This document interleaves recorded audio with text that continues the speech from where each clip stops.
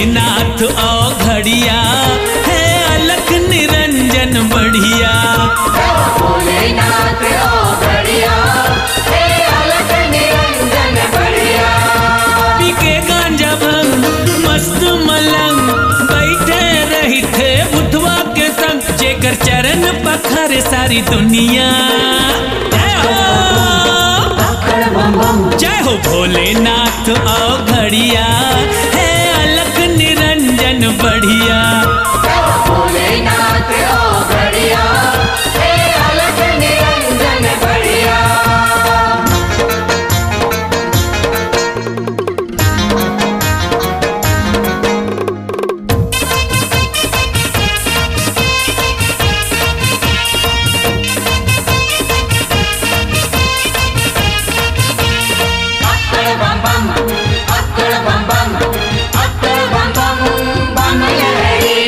तीनों लोक और 14 भुवन हाँ तोरू पुजारे हैं सगरो जगत हाँ।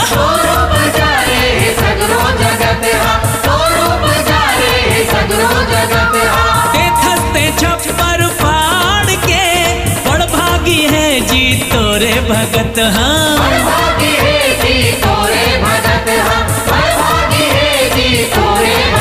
आके तोर चरण हो जाते मगन नैया दानी कोनो तोरे अतन ते तो सबके राखे खबरिया। जय हो भोलेनाथ आओ घड़िया है अलख निरंजन बढ़िया।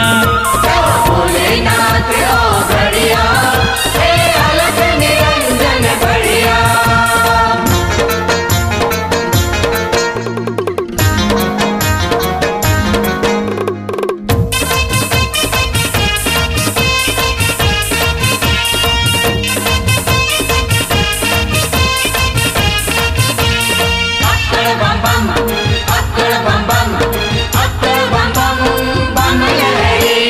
जटा मगंगा माथ मचंदा तोहे नागगर के माला। सोहे नागगर के माला, सोहे नागगर के माला। डमरूधारी है त्रिशूल वाले पहिरे बाघंबर छाला। पहिरे बाघंबर छाला, पहिरे बाघंबर छाला। अज देवन के देव भोले बाबा हमर अविनाशी हमें जी अजर अमर जेखर सती नारी है पर्वतिया। जय हो जय हो भोलेनाथ आओ घड़िया है अलख निरंजन बढ़िया। भोलेनाथ आओ घड़िया है अलख निरंजन बढ़िया।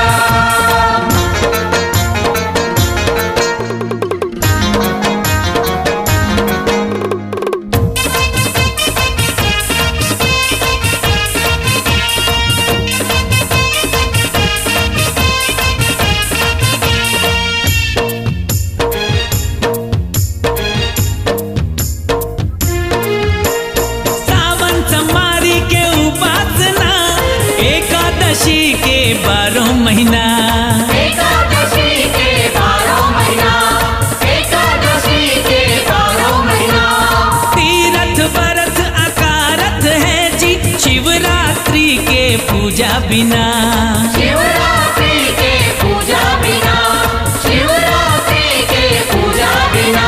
ये तन औ मन कर दे अर्पण भोले बाबा कहते गाले भजन चढ़ावो जी फूल बेल पतिया। जय हो भोलेनाथ आओ घड़िया है अलख निरंजन बढ़िया। भोलेनाथ आओ घड़िया है अलख निरंजन बढ़िया। पी के गांजा भंग मस्त मलंग बैठे रही थे बुधवा के संग जेकर चरण पखारे सारी दुनिया। जय हो भोलेनाथ आओ घड़िया है अलख निरंजन बढ़िया। भोलेनाथ आओ घड़िया है अलख निरंजन बढ़िया। जय हो भोलेनाथ आओ घड़िया